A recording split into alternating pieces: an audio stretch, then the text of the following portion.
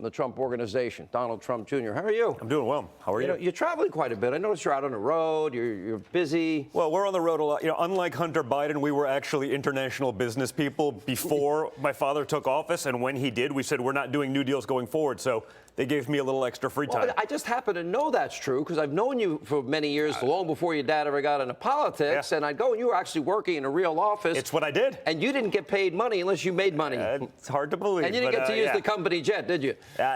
No. No. All right, let me ask you. So you mentioned quid pro quo, Joe, zero experience, Hunter. Okay, white people, police stop white people too much, minorities too little. Let's target minority kids. Cops must throw them up against the wall. Let's look at, murders, murder victims, murderers. The MO, you just take a description, you Xerox it, you pass it out to all the cops. They're all male minorities. Wow. And then he goes on to say, because they're arresting only all minority kids for marijuana.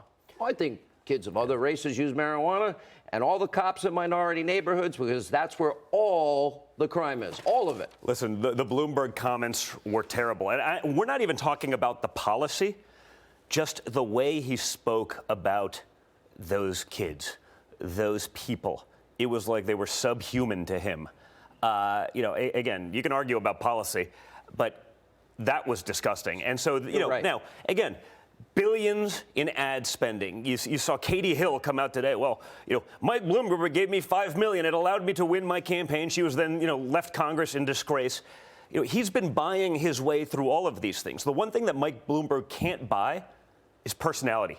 He can't buy heart. He can't buy that connection with real people that Donald Trump has. I mean, Donald Trump was, again, I get it. I understand the irony that the, brash sort of billionaire from New York City could actually relate to real people, blue-collar Americans all over the world. He's fought for them. They see him. They see the results. Mike Bloomberg will never have that direct connection with those people because he doesn't like those people. Apparently. And I don't because just you're mean right. It's not about stop and frisk. It's basically everyone. Of course, you want to go into areas with a higher concentration of crime or drugs or whatever, violence, whatever it happens to be. But, this is the ultimate in racial profiling, and these comments are, number one, false. Number two, targeting and profiling in a way that I never would have imagined. Well, it seems very sort of, violating of just our basic rights. But again, it's not about the policy. Just listen to the way he said it. It was the way he didn't think of these people as even human. They were not equal to him and his, peers.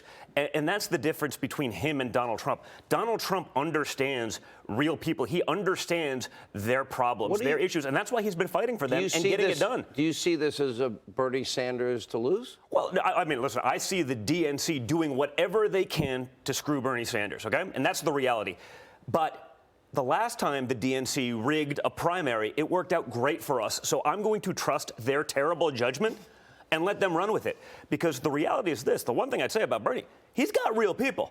I mean, he has a movement. I don't agree with any of the policies. I think they're dangerous. I think they're insane. I wrote about it in my book. I mean, my mother escaped a communist country. I grew up. I spoke the language. I have friends from communist Czechoslovakia. I waited in those, bread lines. I can assure you, they are not as glamorous as Bernie and, academia today make them out to be. That's why there's no advocates for socialism or communism who actually grew up in those places, who actually lived there. They all come here.